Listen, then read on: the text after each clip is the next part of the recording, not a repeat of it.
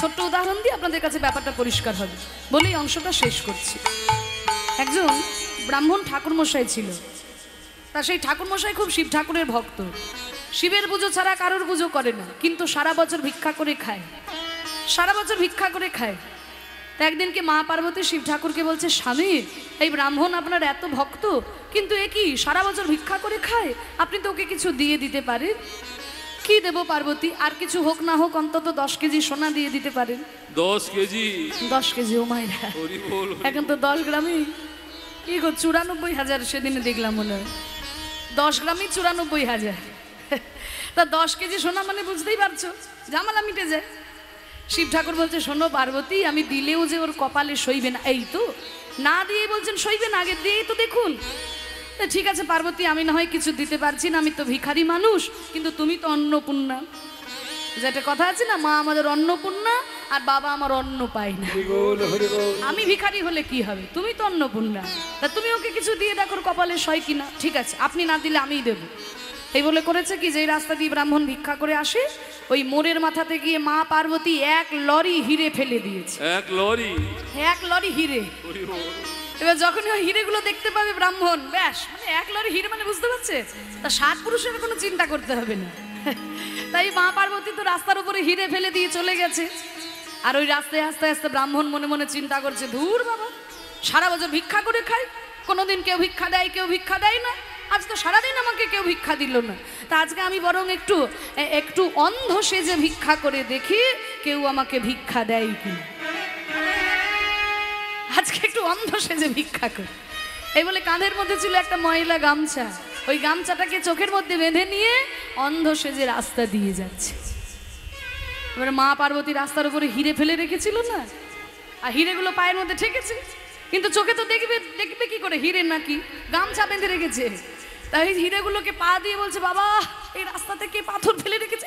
দেখেছো সরকারের কোনো কর্মকাণ্ড আছে নাকি? হ্যাঁ, রাস্তা করবে বলে পাথর ফেলেছে, রাস্তা করার নাম নেই। বাবা, পাথরে লেগে আমার পাটাই কেটে গেল গো। হিরেগুলোকে পাথর ভেবে একে তাকে গালাগালি দিতে দিতে চলে গেল। তাহলে দেখুন, মা পার্বতী হিরে ফেলে রাখলো, ব্রাহ্মণ দেখতে পেল না। দেখতে পাবে কেমন করে? চোখের মধ্যে তো ময়লা গামছা বেঁধে রেখেছে। আমাদের দশাটাও ঠিক তেমন হয়েছে মা। আমরা কিন্তু জানি আমাদের চারপাশে আমরা যা কিছু দেখছি, যা কিছু অনুভব করছি, সব কিছুতেই ভগবান আছেন, কিন্তু আমরা তাকে ধরবো কি করে? আমাদের এই চোখের মধ্যে যে অজ্ঞানতার ময়লা গামছা বাঁধা, এই অজ্ঞানতার অন্ধকার যদি ভগবান নিজে দূর করে না দেন, তাহলে আমরা তাকে ধরবো কেমন করে? নিতাই গৌর হরি বল, হরি বল, হরি বল। ওই জঙ্গলের মধ্যে একটা সদ্যজাত শিশু, মানে এক্ষুনি জন্মগ্রহণ করেছে এমন একটা শিশু ওই জঙ্গলের মধ্যে পড়ে পড়ে কাঁদছে।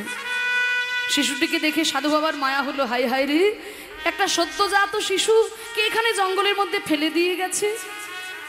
এই বলে শিশুটিকে কোলে করে নিয়ে সাধু বাবা বড় যত্নে তার আশ্রমে নিয়ে গেলেন।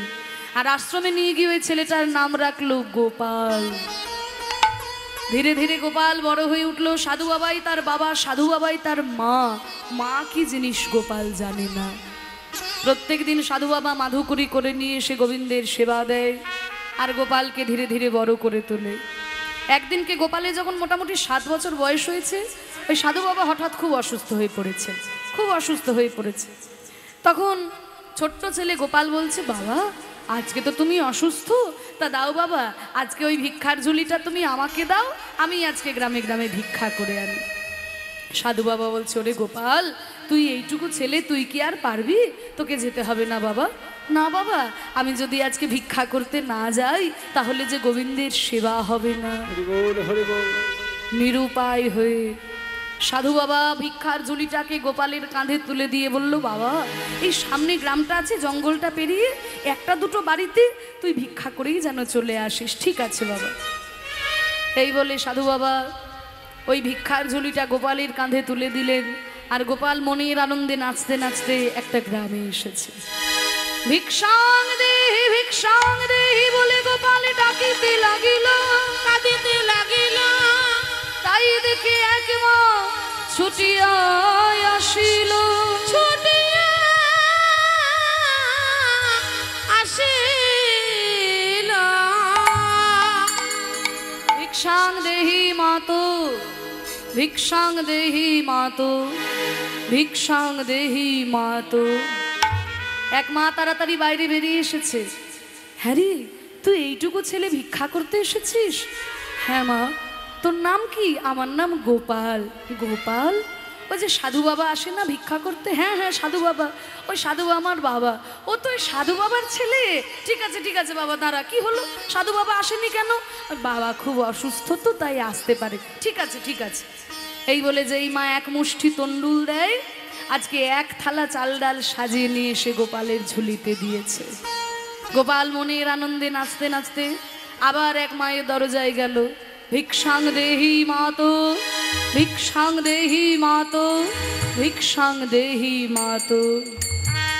আবার এক মা ছুটে এসেছে, কারো মুখে একই কথা। হ্যাঁ রে, এইটুকু ছেলে ভিক্ষা করতে এসেছিস? বলে হ্যাঁ, আমার বাবা অসুস্থ তো।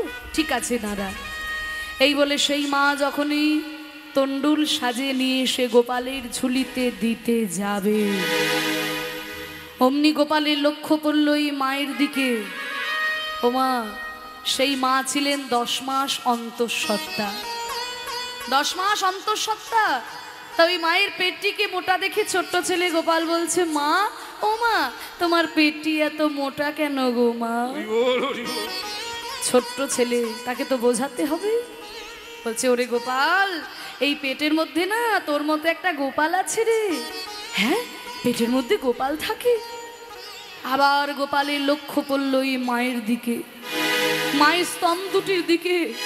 আজকে মায়ের স্তন দুটিকে লক্ষ্য করে ছোট্ট ছেলে গোপাল বলছে, মা গো, তোমার বুকের মধ্যে দুটি কি গো মা? আগেই বলেছি জন্ম থেকেই গোপাল মাতৃহারা। মা কি জিনিস গোপাল জানে না। তা আজকে মাকে জিজ্ঞাসা করছে, মা, তোমার বুকের মধ্যে দুটি কি গো মা? ছোট্ট ছেলে গোপাল, তাকে তো বোঝাতে হবে। তা সেই মা বলছে, ওরে গোপাল, এই পেটের মধ্যে না তোর মতো একটা গোপাল আছে রে। কি, পেটের মধ্যে গোপাল থাকে? হ্যাঁ। আচ্ছা, আর তোমার ওই স্তন দুটি? মা বলছে, শোন রে গোপাল, শোন গোপাল, জন্মগ্রহণ করেই কেউ ভাত মুড়ি খেতে পারে না গোপাল। তাই ভগবান তার জন্য খাবার প্রস্তুত করে রেখেছে। যেই না এই কথা শুনিল গোপাল, শুনিল গোপাল, চাল ডাল আঙিনায় আছাড় দিয়ে ছুটতে ছুটতে ওই জঙ্গলের পথে চলেছে। আর বলছে যে এখন এই পৃথিবীতে আসে নয়, আসে না, তার জন্য ভগবান খাবার প্রস্তুত করে রেখেছে, রেখেছে। তবে আমি ভিক্ষা করে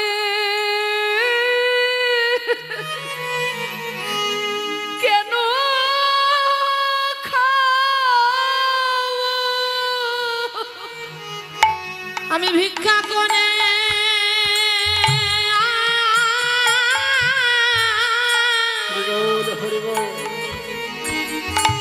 কেন খাবো? আমি ভিক্ষা করে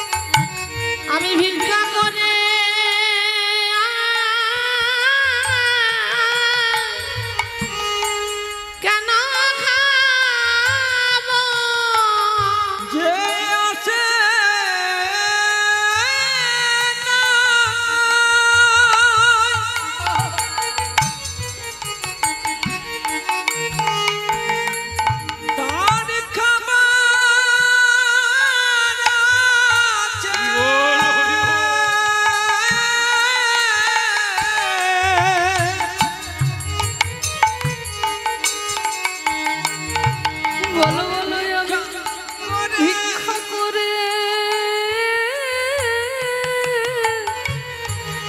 কেন খাবো? যে আসে নাই আর খাবার আছে, আমি ভিক্ষা করে কেন খাবো? যে আসে নাই তার খাবার আছে, ভিক্ষা করে কেন খাবে? আসে তার খাবার আছে। বিদায় গৌর হরি। আসে নাই তার খাবার আছে, আসে নাই তার খাবার আছে। ভিক্ষা করে কেন খাবো? আমি ভিক্ষা করে কেন খাবো? যে এখনো এই পৃথিবীতে আসে নাই তার জন্য ভগবান খাবার প্রস্তুত করে রেখেছে, আর আমি ভিক্ষা করে খাবো? আমি খাবো না, আমি খাবো না। যেই ভগবান আমাকে পৃথিবীতে পাঠিয়েছে সেই ভগবান যদি নিজে আমার জন্য খাবার আনে আমি তবে খাবো, তাছাড়া খাবো না। 7 দিন গত হয়ে গেল, গোপাল বনের মধ্যে পড়ে আছে না খেয়ে। নারদ মুনি জানতে পেরে নারায়ণকে গিয়ে বলছে, প্রভুই মর্তে একটা ঘটনা ঘটেছে। কি হয়েছে নারদ? একটা 7 বছরের ছেলে বলে কিনা যে ভগবান তাকে পৃথিবীতে পাঠিয়েছে, সে যদি খাবার নিয়ে যায় তবে খাবে, তাছাড়া খাবে না।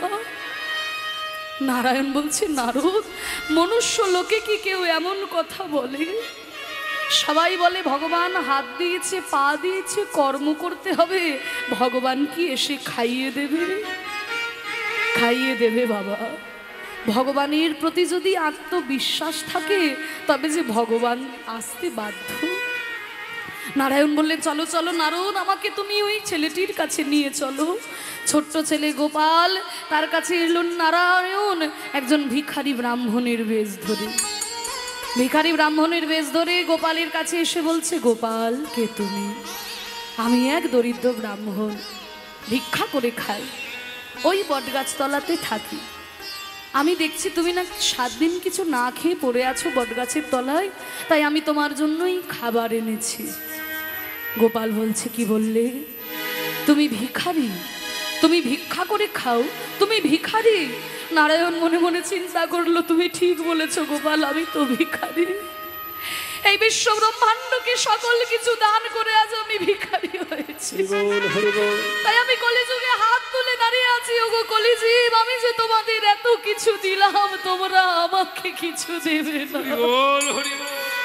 আমি যে তোমাদের সর্বস্ব দান করে ভিখারি হয়েছে, তোমরা আমাকে কিছু দাও। আমরা ভগবানকে দিতে পারি না মাগো। ভগবানের কাছে এসেই 10 টাকার বাতাসা দিয়ে বলি, ঠাকুর এই আমি তোমাকে বাতাসা দিলাম, আমার 1 তলা বাড়িটা যেন 2 তলা হয়ে যায়, আমার মেয়ের বিয়েটা যেন হয়ে যায়, আমার ছেলের চাকরিটা যেন হয়ে যায়। কখনো কি আমরা গোবিন্দের কাছে এসে বলি, হে ভগবান, হে কৃপাময়, আমাদের মতো কলি হত জীবকে সবাইকে ভালো রেখে তুমি কেমন আছো? তুমি ভালো আছো তো? আমরা তো বলতে পারি না। আমরা ভগবানের কাছে এসে দাও দাও, মাগো তোমার কি ভগবান তোমার বাতাসার জন্য বসে আছে? কিন্তু তবুও ভগবান আমাদের কাছে চায় কেন? আস্বাদন করার জন্য। দেখবেন যদি কোনো বাবা দূরদেশে যায়, ঘরে আসার সময় ছেলেদের জন্য একটু মিষ্টি নিয়ে আসে। একজন বাবা বিদেশে গেছেন, ঘরে আসার সময় ছেলেদের জন্য 1 ভাঁড় মিষ্টি এনেছে।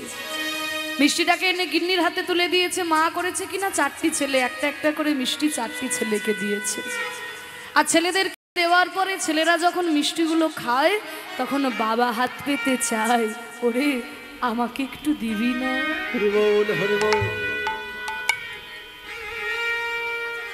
কিন্তু বাবা কি খাবার জন্য চায়? বাবার পকেটে তো অনেক টাকা ছিল, মিষ্টি দোকানে বসে একটা কেন 100টা মিষ্টি খেতে পারতো। কিন্তু ছেলের হাতে তুলে দিলাম, তার থেকে ছেলে যদি আমাকে একটু খুঁটে দেয় বাবার কত আনন্দ হয়। তা 4টা ছেলের মধ্যে একটা ছেলে করে কি না, বাবাকে একটু নখে করে খুঁটে দেয়, এই দেখো বাবা তোমায় দিলাম। আর ওইটুকু মিষ্টি খেয়ে বাবার আনন্দে প্রাণটা ভরে যায়। আহা, ওই মিষ্টির এত স্বাদ আমার আগে তো জানা ছিল না। হরি বল হরি বল। আবার কোনো ছেলে করে কি না, মিষ্টিটাকে অর্ধেক অর্ধেক করে ভেঙে বাবাকে দেয়, বাবা তুমি খাও। আবার কোনো ছেলে গোটা মিষ্টিটাই বাবার মুখে গুঁজে দেয়, বাবা তুমি খাও, আরো অনেক মিষ্টি আছে আমি পরে খাবো, বাবা তুমি খাও। আবার কোনো ছেলে করে কি না, ওই মিষ্টিটাকে মাটিতে ছুঁড়ে ফেলে দেয়, তবু বাবাকে দিতে মন হয় না। যিনি আমাদের বিশ্ব ব্রহ্মাণ্ডের মালিক, আমাদের সকল কিছু দান করে আজকে কলিযুগে হাত তুলে দাঁড়িয়ে আছেন, গো কলিজীব, আমি যে তোমাদের সর্বস্ব দান করে ভিখারি হলাম, তোমরা আমাকে কিছু দাও।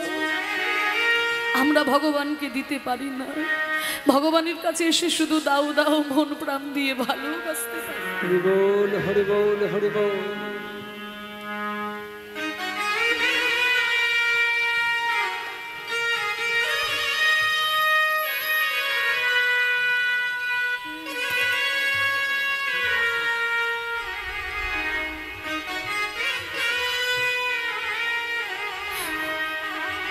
নারায়ণ বলল, তুমি ঠিকই বলেছো গোপাল, আমি তো ভিখারি, বিশ্ব ব্রহ্মাণ্ডকে সকল কিছু দান করে আমি ভিখারি হয়েছি। কি বললে তুমি? তুমি ভিখারি? তুমি নিজে ভিক্ষা করে খাও আর তুমি আমার জন্য খাবার এনেছো? শোনো, যেই ভগবান আমাকে পৃথিবীতে পাঠিয়েছে সেই ভগবান যদি আমার জন্য খাবার আনে আমি তবে খাবো, তাছাড়া খাবো না। নারায়ণ মনে মনে চিন্তা করলো, হায় হায় রে, এইটুকু একটা বাচ্চা ছেলে না খেতে পেয়ে যদি আমার চোখের সামনে মরে যায় তবে তো আমাকে দয়াল ভগবান কেউ বলবে না। কতবারই তো ধরা পড়েছি, জয়দেব যখন গীত গোবিন্দম লিখে দেহি পদপল্লব মুদারম লিখতে পারলো না, আমি গিয়ে লিখে দিয়ে এলাম। রঘুনন্দনকে আমি নিজের হাতে নাড়ু খাইয়েছিলাম, ক্ষীর চুরি করে রেখেছিলাম মাধবেন্দ্রের জন্য। কতবারই তো ধরা পড়েছি, ধরা পড়ার ভয়ে আমি কি ছোট্ট একটা ছেলের প্রাণ নেব না, আগে দেখা তো দি, তারপর যা হয় হবে। নারায়ণ বললেন, শোনো গোপাল, তবে তুমি দেখো আমি কে। তখন শঙ্খ চক্র গদা পদ্মরূপ ধরে নারায়ণ গোপালের সম্মুখে দাঁড়ালো, সম্মুখে দাঁড়ালো। তাই দেখে গোপাল প্রণতি করিল, প্রণতি করিল। নারায়ণ বললেন, গোপাল তোমার যোগ্য এই মর্তলোক নয় গোপাল, তোমার যোগ্য এই বৈকুণ্ঠ ধাম, তোমাকে আর মর্তের জ্বালা যন্ত্রণা সহ্য করতে হবে না, চলো তুমি আমার সঙ্গে বৈকুণ্ঠ ধামে। তাই গোপালকে পুষ্পক রথে চাপিয়ে নিয়ে চলে গেলেন। এই হচ্ছে কপতি রাধাকালে বসে ডাকে কপত কপতি, তারা গণ শনে লুকায়ল তারা পতি, তারা গণা সনে তারা লুকালো পতি।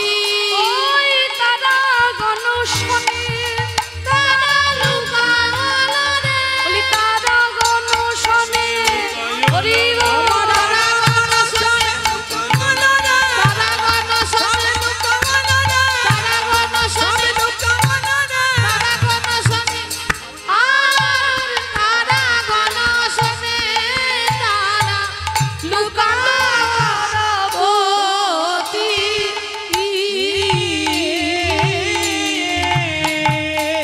দ্রাক্ষা ডালে বসে কপত কপতি বাঘ বাকুম স্বরে রব করছে। কপত কপতি মানে কি জানো ও মাইরা? হ্যাঁ, কপত মানে হচ্ছে পায়রা, আর পায়রা স্ত্রীকে বলছে কপতি। দ্রাক্ষা ডালে বসে আছে, দ্রাক্ষা মানে কি? আঙুর। আঙুর গাছের মধ্যে তারা বসে বসে বাঘ বাকুম স্বরে রব করছে।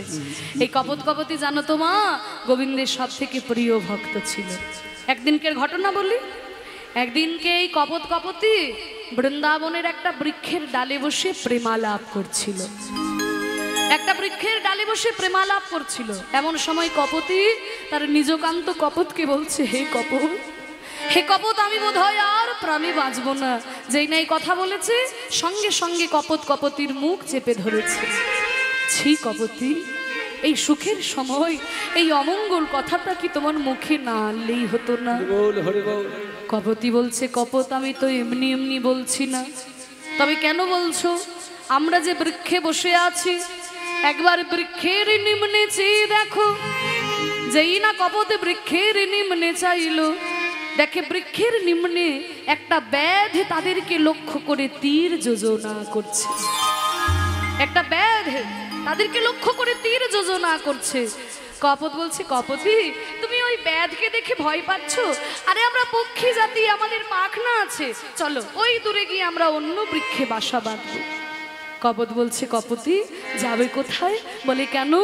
আমরা যে বৃক্ষে বসে আছি, একবারে বৃক্ষের বাইরে চেয়ে দেখো। যেই না কপতে বৃক্ষের বাইরে চাইলো, দেখে কিনা বৃক্ষের বাইরে একটা সেন পরিভ্রমতে, বৃক্ষের বাইরে একটা সেন পক্ষী উদ্দীয়মান। সেন পক্ষী কাদের বলে? ওমা আমরা বলি না বাজ পাখি। বাজ পাখি তারা কি করে না, বাতাস খেয়ে জীবন ধারণ করে, আর সময় মতো ছোটখাটো পাখি পেলে তারা গিলে গিলে খায়।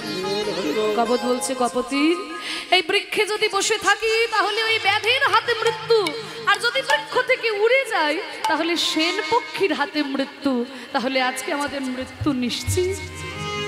তখন কপত বলছে, কপতি কপতি এতদিন আমার পতিত্বের একটা অভিমান ছিল, পতিত্বের গৌরব ছিল, আমি গরব গরব করে বলতাম আমি তোমার পতি, কিন্তু আজকে আমি বুঝতে পারছি আমি তোমার পতির অযোগ্য।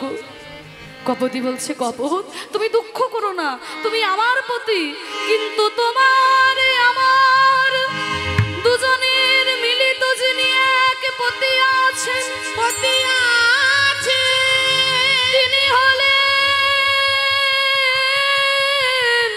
ওই জগৎপতি গোবিন্দ গোবিন্দ। বলে তাহলে সেই জগৎপতির কাছে যাবে কেমন করে? না না, তার কাছে তো কাউকে যেতে হয় না, শুনেছি যেই নাম সেই কৃষ্ণ ভজ নিষ্ঠা করি, ভজ নিষ্ঠা করি, নামের সহিতে আছেন আপনি শ্রীহ, আপনি শ্রীহ রে। তাহলে নাম যদি অভেদ্য হয়, চলো আমরা সেই নামের শরণাপন্ন হই। তারা পক্ষী জাতি হলেও কাঁদছে আর কেঁদে কেঁদে কোন নামটা করছে? একেবারে দেখা দাও হে মদন মোহ গোলক বিহারী, একবারে দেখা দাও হে মদন মোহন গোলক বিহারী। তোমার নামটি লইয়া এলাম ভাবে তোরে কিংবা মোরি, তোমার নামটি লইয়া এলাম ভাবে তোরে কিবা মরি। একেবারে দেখা দাও হে মদন মোহন গোলক বিহারী, একবার দেখা দাও হে মদন মোহন গোলক বিহারে। আমি শুনেছি পুরাণে তব নাম গুণে পাপি তাপি যায় তোরে, শুনেছি পুরাণে তোমার নাম গুণে পাপি তাপি গেল দূরে। আমি শুনেছি পুরাণে তব নাম গুণে পাপি তাপি যায় তোরে। ওই শুনেছি পুরাণে তব নাম গুণে পাপি তাপি গেল দূরে। তোরে পাপি তাপি গেল তোরে, তোমার এই অকলঙ্ক নামে কলঙ্ক দিবে, অকলঙ্ক নামে কলঙ্ক দিবে।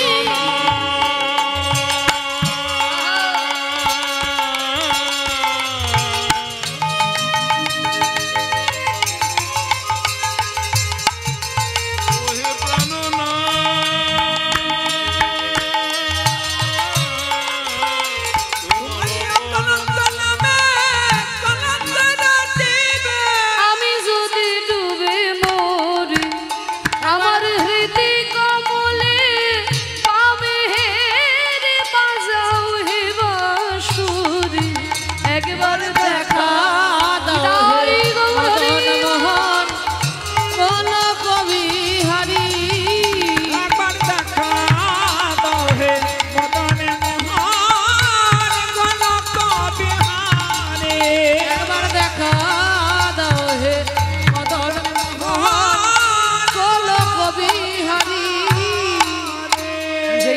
গ্রামের আশ্রয় করেছে।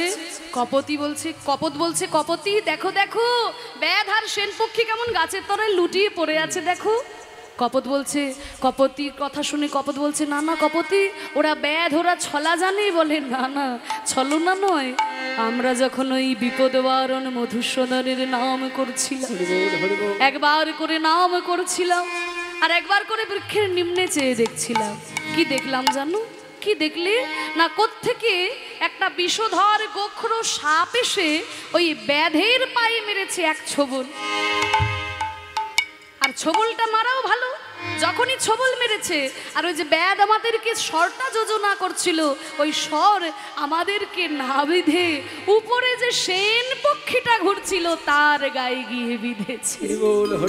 তাই ব্যাধ আর সেন পক্ষী মাটিতে লুটিয়ে পড়ে আছে। তা মা গো ভগবান নিজ মুখে বলেছেন, হে বিশ্ববাসী, হে জগৎবাসী, তোমরা যদি আমায় আঘাত করো আমি সহ্য করতে পারি, কিন্তু যদি কেউ আমার ভক্তের প্রতি আঘাত হানে আমি তাকে নিমেষের মধ্যে জমালয়ে পাঠিয়ে দেব। তাই বাবা, কে বলে তারা পশু পাখি, কে বলে তারা পশু পাখি, তারা সিদ্ধ সাধ্য ব্রজবাসী। কে বলে তারা পশু পাখি, না তারা পশু পাখি নয়, তারা পশু পাখি হয়েও গোবিন্দ চরণ পেয়েছে, তারা পশু পাখি হয়েও গোবিন্দ সঙ্গ পেল। আর আমি এমন মানব জনম পেয়ে, এমন সাধের মানব জনম পেয়ে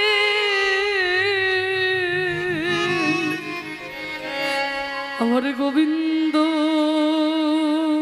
ভজ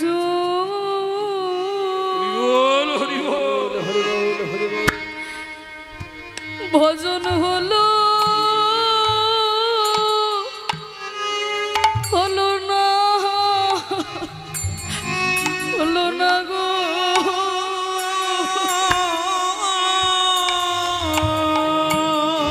গোবিন্দ ভজন,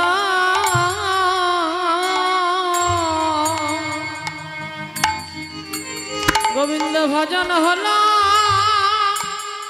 না গো।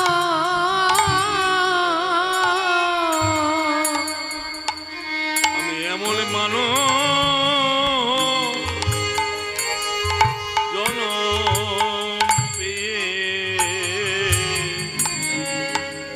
আমার গোবিন্দ ভজন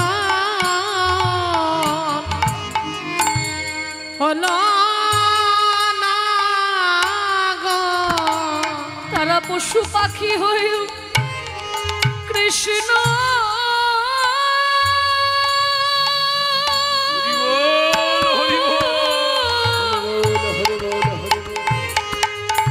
পশু হয়েও কৃষ্ণ কৃষ্ণ চরণ পেল।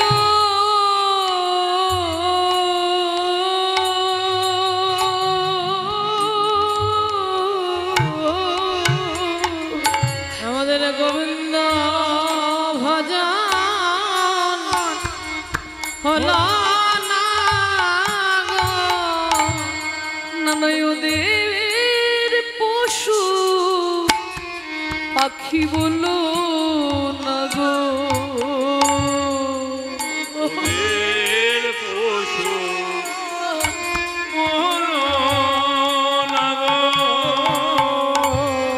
পশু পাখি হয়ে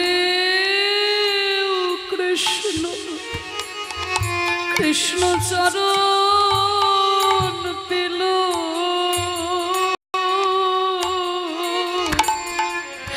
ওদের পশু বলো না গো। গোবিন্দ চরণ পেল। আরে আমি এমন সাধের মানব জনম পেলাম, হরি বলার মতো বদন পেলাম। মদন পেলাম, কিন্তু বদন ভরে তার নাম গাইলাম না।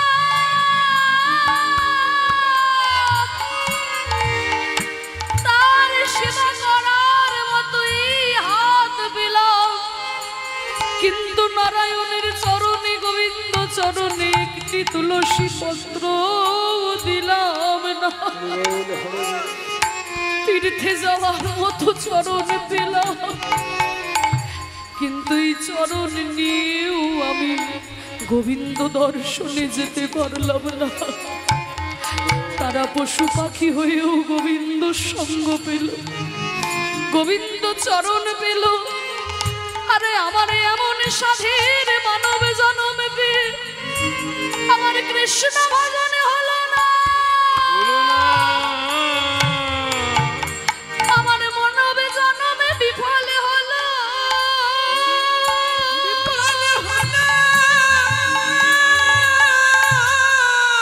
আমার কৃষ্ণ ভজন হলো, আমার কৃষ্ণ ভজন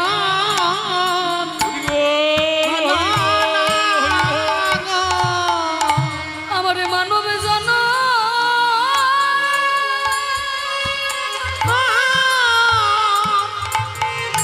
মানব জানা বিফল হল।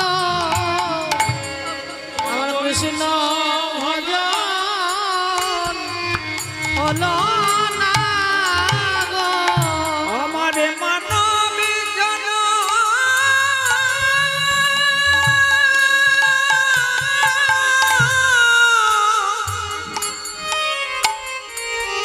মানব জনম ধন্য হল।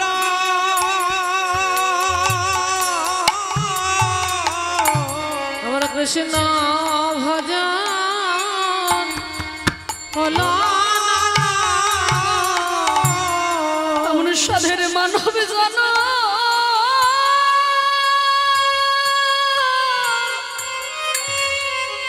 মানব জন আমার বিফল গোবিন্দ ভজন হলো এ মানব জানা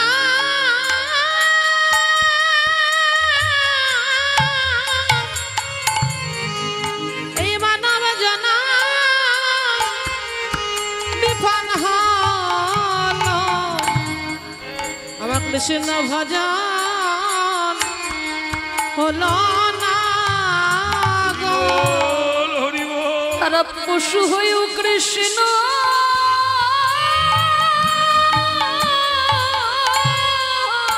পশু হয় কৃষ্ণ কৃপা পেল। আমার গোবিন্দ ভজন হলো না গো। আমার মানব জন বিফল হলো।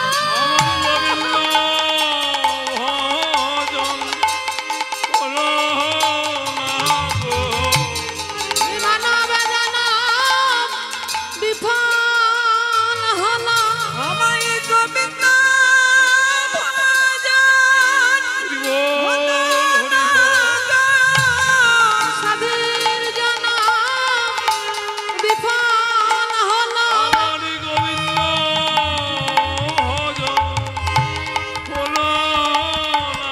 সাধের মানব জানা বিফল হল। আমায় গোবিন্দ ভজন তাদের মানব জনম পেয়ে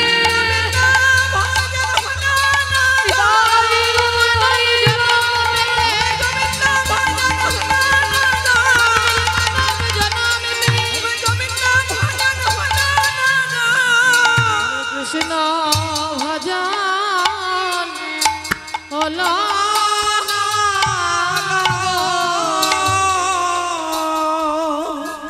এমন সাধের মানব জন্মে পেয়ে আমার গোবিন্দ ভজন হলো না। তাই সময় থাকতে থাকতে কৃষ্ণ ভজন করো, নাম চিন্ত নাম ভজ নাম করো সার। নাম কত সার নাম ছাড়া কলি যুগের গতি নাহিও গতি নাহিয়া নিজের মধ্যে বৃক্ষ আছে চোখে না যায় দেখা কে না যায় দেখা এই নামের মধ্যে নামি আছে মোহন মুরতিয়া মোহন মুরাতিয়া তাই কৃষ্ণ নাম ছাড়া যে আমাদের কোনো গতি নয়।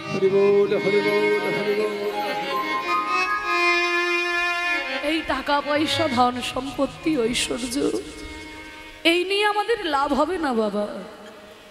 সবাই তো ভগবানকে ডাকে না, সবাই তো ভগবানকে ভালোবাসে না, সবাই গোবিন্দ চরণে মন দিতে পারে না বাবা। আজকে আমার গোবিন্দ চরণে যারা মন প্রাণ দেয় গোবিন্দ তাদের সেই সৎ বুদ্ধি দেয়। তেষাং সতত যুক্তানাং ভজতাং প্রীতিপূর্বকম দদামি বুদ্ধি যোগং তেং येन মামুপয়ান্তি তে। যে সতত চিত্তে ভগবানের স্মরণ করে ভগবান তাকে সেই বুদ্ধি যোগ প্রদান করে। আমাদেরও যেন ভগবান সেই বুদ্ধি যোগ প্রদান করে, আমরাও যেন বুঝতে পারি ভগবানের কাছে শুধু চাওয়া নয়, আমরাও যেন মন প্রাণ দিয়ে তাকে ভালোবাসতে পারি, আমরাও যেন প্রাণ দিয়ে তাকে ভালোবাসতে পারি বাবা। আমরা তো ভগবানকে ভালোবাসতে পারি না। বৃন্দাবনে ব্রজগোপী হরিবোল হরিবোল হরিবোল হরিবোল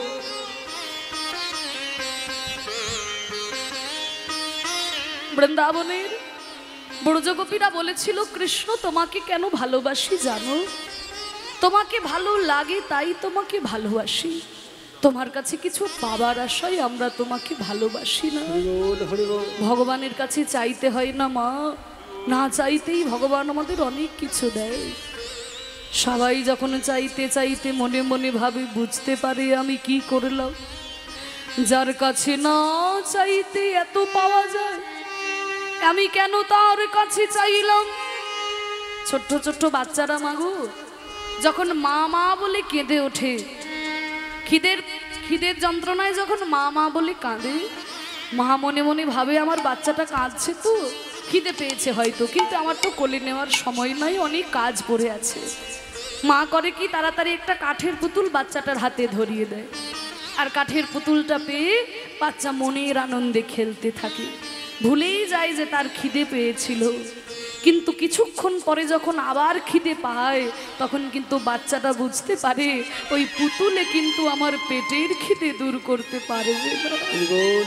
তখন সে পুতুলটাকে ছুঁড়ে ফেলে কাঁদতে বসে। আবার যখন মা এসে কাঠের পুতুল ধরিয়ে দেয়, যত পুতুল ধরিয়ে দেয় ততই পুতুল ছুঁড়ে ফেলে।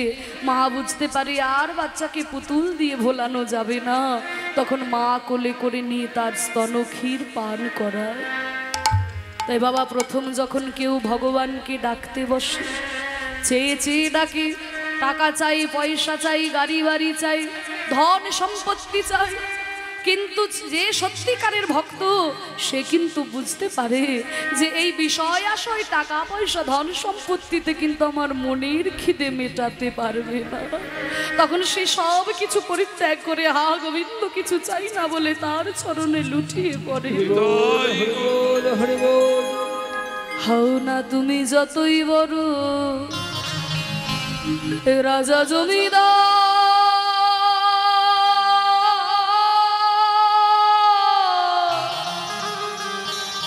গাড়ি বাড়ি সুন্দর নারী আর ঘড়ি ট্রানজিস্টার,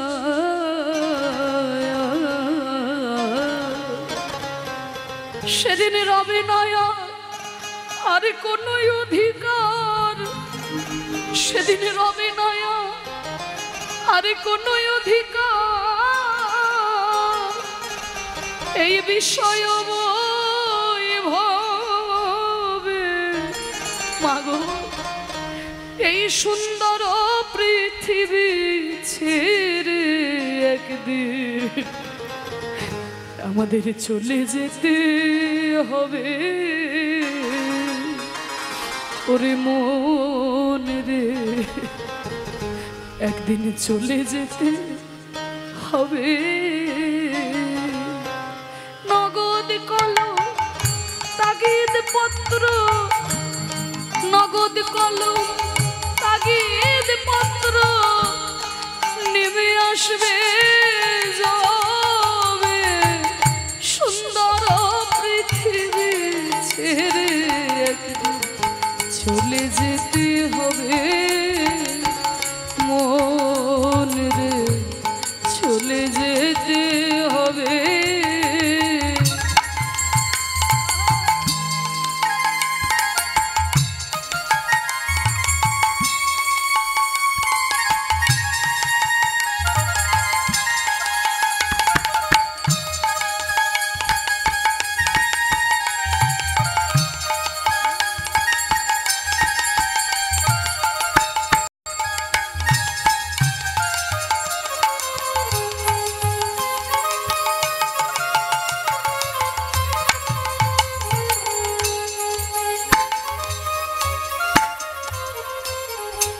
যেদিন আমার মোহ ঘুমে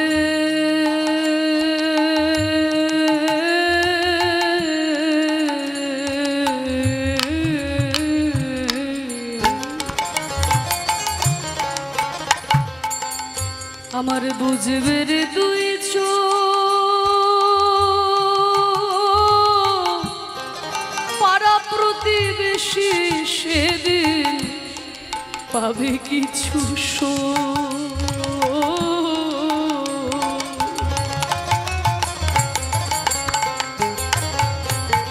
যেদিন আমার মোহ ঘুমে, ঘুম তো প্রতিদিন আসে মাগো, কিন্তু সেই ঘুম আবার ভেঙেও যায়।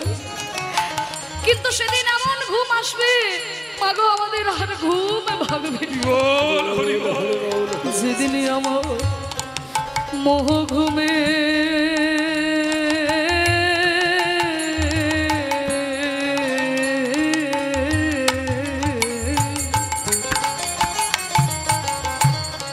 বুঝবে রে তুই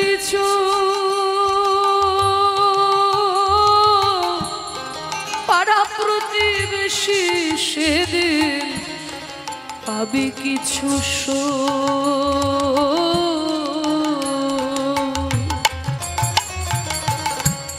তারপরে কি হবে জানো? তারপরে শেষে আমি যে পৃথিবীর লোক, শেষে আমি যে এই পৃথিবীর লোক ভুলে যাবে সবে, সুন্দর পৃথিবী ছেড়ে চলে যেতে হবে। মন চলে যেতে হবে।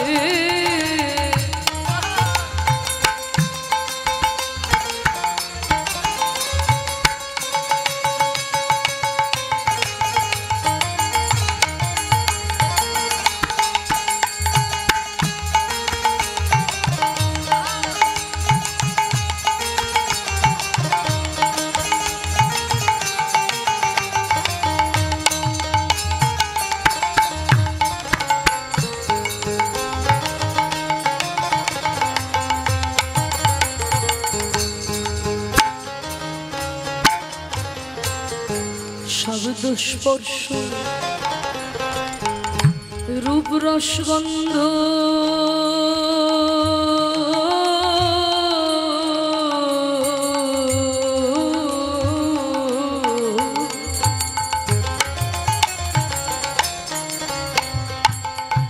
বন্ধ হলে যেন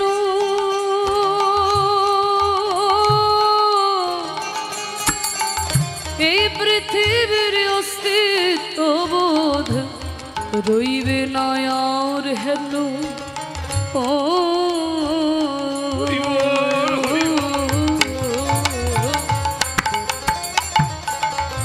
শব্দ স্পর্শ, এই যে স্পর্শানুভূতি বাবা, শীতকালে কেমন ঠান্ডা, গ্রীষ্মকালে কেমন উত্তাপ বুঝতে পারছি। এসি ঘরে কেমন আরাম, আর ওই বৈশাখ জ্যৈষ্ঠ মাসের কাঠফাটা রৌদ্রে কেমন উত্তাপ বুঝতে পারছি। কিন্তু সেদিন আপনাকে ওই শেষের দিনে সারাদিন এসি ঘরে রাখা হোক, আর সারাদিন ওই কাঠ ফাটা রোদে ফেলে রাখা ওকে দেহে যে আর কোনো অনুভূতি থাকবে না। শব্দ স্পর্শ রূপ রস গন্ধ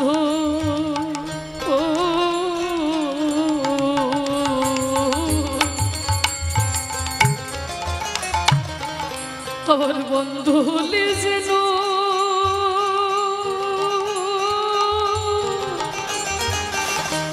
এই পৃথিবীর অস্তিত্ববোধ রইবে না আর হেন। ও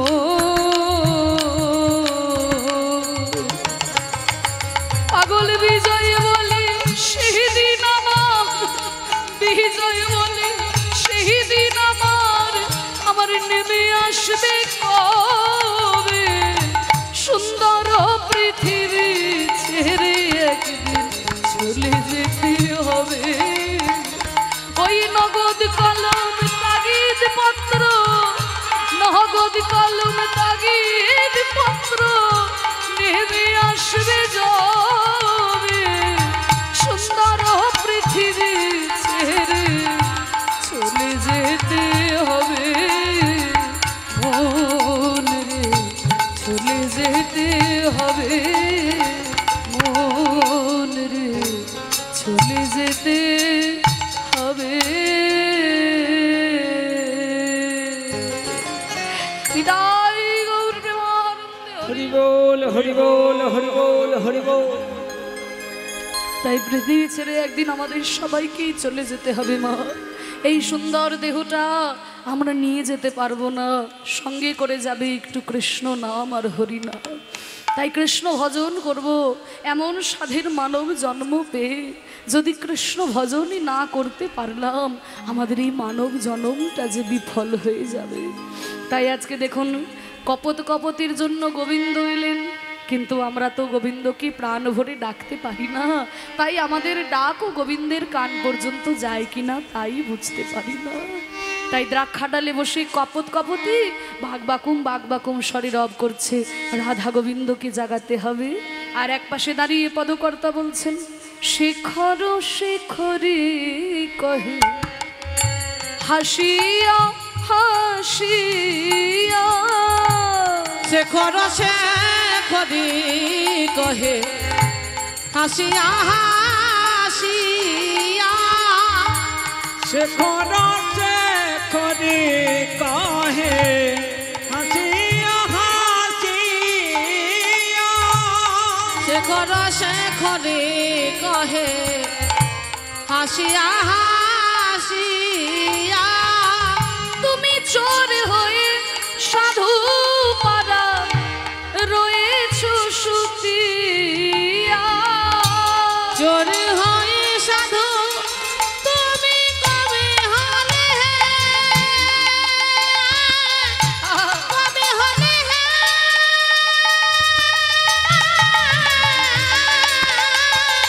বলো চোর হয়ে সাধু কবে হলে, হয়ে সাধু হয়ে সাধু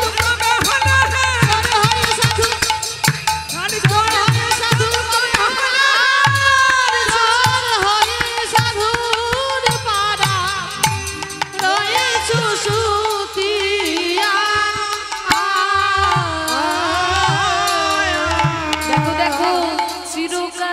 চোর সাধু হয়েছে, আমার চিরকালের চোর সাধু হয়েছে, চিরকালের চোর কেমন সাধু হয়েছে, আমার চিরকালের চোর সাধু হয়েছে।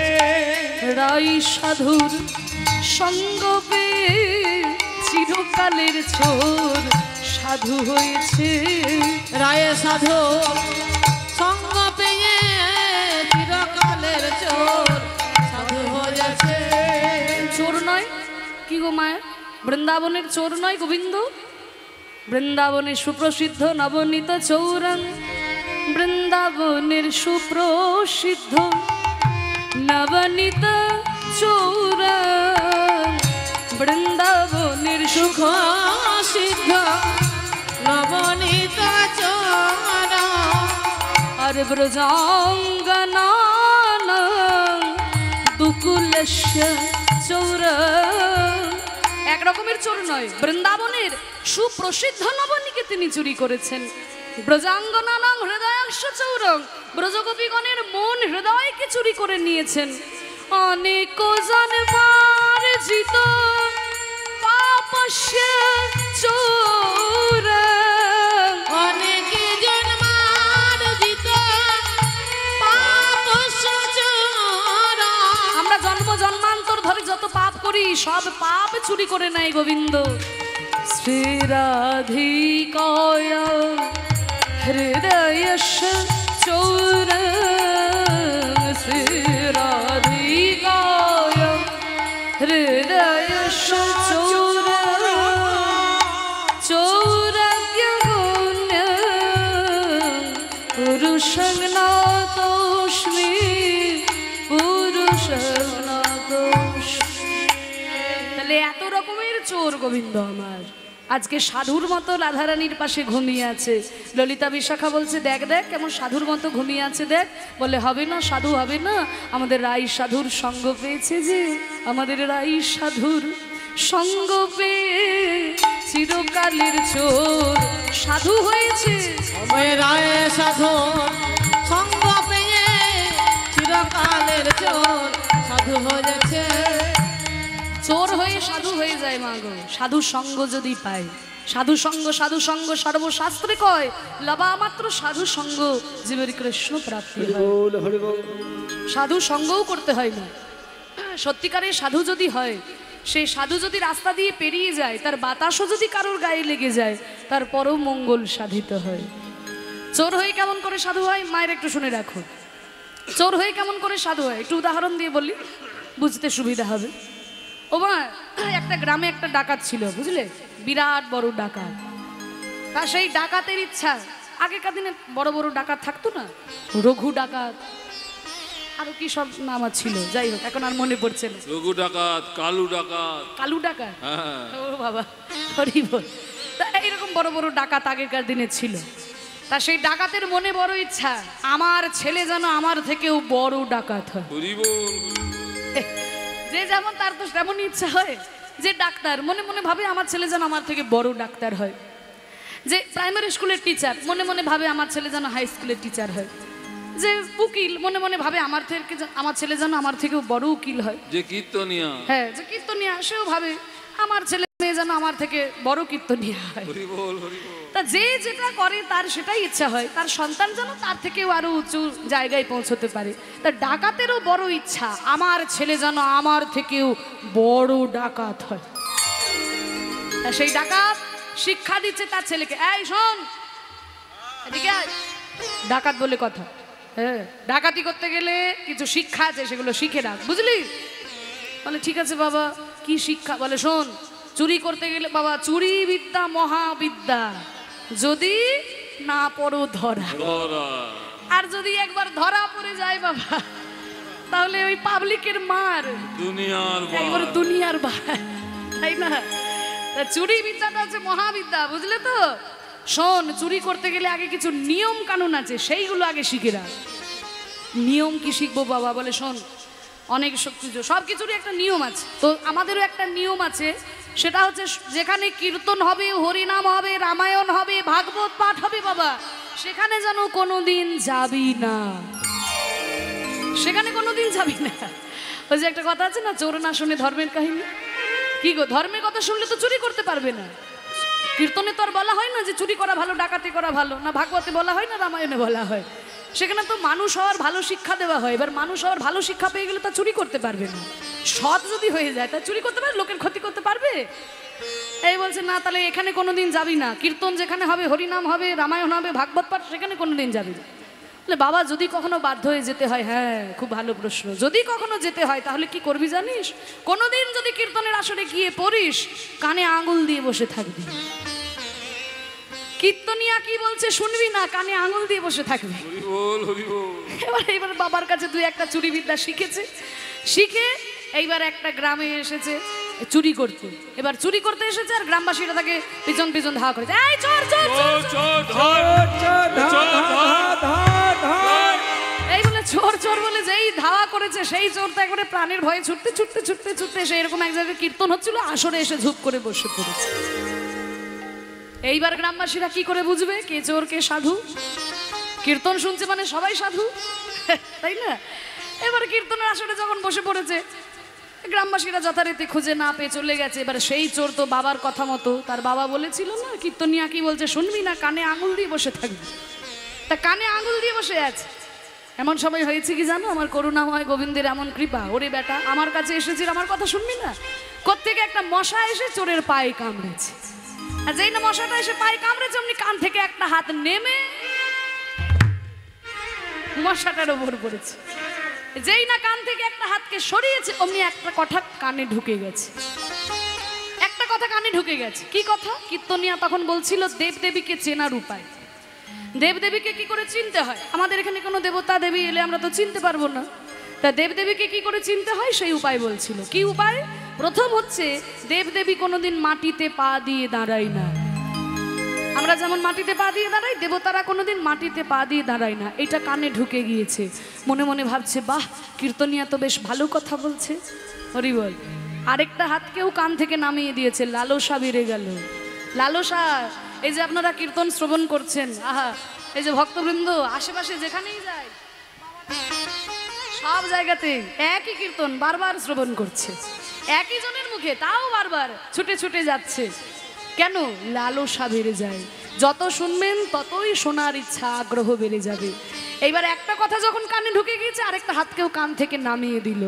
কি বলছে না দেবদেবীর কোনোদিন ছায়া পড়ে না। আমাদের যেমন লাইটের আলোয় সূর্যের আলোয় ছায়া পড়ে, দেবতাদের ছায়া পড়ে না। আরেকটা হলো যে দেবদেবী কোনোদিন চোখের পাতা ফেলে না। আমরা যেমন টিপটিপ করে চোখের পাতা ফেলি, দেবতারা কোনোদিন চোখের পাতা ফেলে না। এই তিনটি কথা শুনে ঘরে চলে গেছে, গিয়ে এবার করেছে কিনা রাজার ছেলে সোনার হার চুরি করেছে। এইবার গ্রামবাসীরা পালাতে পারেনি, ধরে নিয়ে রাজার কাছে গেছে, কারাগারে বন্দি করে রেখে দিয়েছে। মারধর যতই করে কিছুতেই বলে না আমি চুরি করেছি। আর তখনকার দিনে একটা নিয়ম ছিল যে অপরাধী যতক্ষণ নিজের মুখে নিজের অপরাধ স্বীকার না করবে ততক্ষণ তার কোনো শাস্তি দেওয়া যাবে না। চোরকে খুব মারধর করছে, কিছুতেই তার বলছে না যে আমি চুরি করেছি। ও রাজা তো দেখলেন মহা মুশকিলে, বললেন এই চোরের পিছনেই পড়ে থাকবো নাকি রাজকর্ম ফেলে দিয়ে, এ তো নিজের অপরাধও স্বীকার করছে না, মারতে মারতে তো মরেই যাবে, কি করা যায় একে নিয়ে। এই বলে রাজামশাই একটা মনে মনে ভাবলেন যে একটা তাহলে যুক্তি বের করতে হবে। কি করলেন না গ্রামের একটা মেয়েকে ডাকলেন। ওই মেয়েটা বহুরূপী টহরূপী সাজে, বহুরূপী দেখেছো, আগেকার দিনে আসতো না, নানান রকম সেজে আসতো, কোনো রাম লক্ষণ সেজে, কখনো হনুমান সেজে, তারকা রাক্ষসী, কি গো সেজে আসতো না। আমি কিন্তু ছোটবেলায় খুব ভয় পেতাম, ওই তারকা রাক্ষসী এলে আমি খাটের তলায় ঢুকে যেতাম, ছুটে ছুটে খাটে তলায় এসে ঢুকে পড়তাম। তো এই তারকা রাক্ষসী সাজে, নানান রকম সাজে, তা বহুরূপী এখন আর দেখা যায় না, আগেকার দিনে ছিল। তা মেয়েটাকে ডেকে বলছে শোনো তুমি তো বহুরূপী সাজো। হ্যাঁ রাজামশাই, আজকে রাত্রেবেলায় তুমি মা কালী সাজবে। কেন? শোনো একটা চোর আছে, চোরের কাছে যাবে, সেই চোররা তো ভালো মা কালীর ভক্ত হয়, তোমাকে মা কালী ভেবে নিশ্চয়ই সত্যি কথাটা বলে দেবে, ব্যাস আমার তাহলে শাস্তি দিতে সুবিধা হবে। এই বলে সেই মেয়েটা তো মানে রাজা বলেছে বলে কথা, সুন্দর করে সেজেছে একেবারে মা কালীর মতো, সারা গায়ে কালো রং করে নিয়ে, একদম বড় বড় জিভ বার করে নিয়ে, হাতে খড়গ নিয়ে, বড় বড় এলোকেশি একদম মুন্ড মালা পরে চোরের সামনে গিয়ে একদম করে খড়গ নিয়ে জিভ বার করে দিয়েছে। সেই না চোরের সামনে গিয়ে দাঁড়িয়েছে, আর সেই চোর তো হঠাৎ করে তাকিয়ে দেখে মা, মা এসেছো আমার কাছে, মা এই অধম চোরের কাছে তুমি কৃপা করে এসেছো, মাগো মাগো। মা একেবারে ষষ্ঠাঙ্গে প্রণাম করেছে, মাটিতে শুয়ে পড়ে প্রণাম। সেই মেয়েটা তো বলছে বাবা আহারে তোকে আমার ভক্ত তুই, আর তোকে ধরে এনে কত মারধর